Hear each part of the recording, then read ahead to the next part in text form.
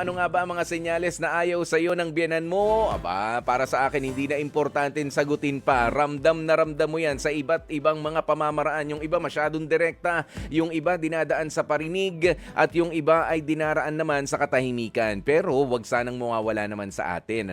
Bilang mga, ang tawag natin sa kanila ay mga biyenan. Anong tawag sa atin? Manugang. Ayan, bilang mga manugang ay ipakita pa rin natin yung kagandahan ng ugali natin. Na tama ang anak nila sa pinili, 'di ba, na mapangasawang lalaki o mapangasawang babae. Manatili tayong marespeto kahit pa nga sa tingin mo o sa ramdam mo ay hindi ka gusto ng biyenan mo. Pero ibang usapan naman kapag ka masyado ng direkta at inaapakan na rin ang pagkatao mo. Kailangan sabihin mo na yan sa asawa mo na patigilin mo na yung mga magulang mo.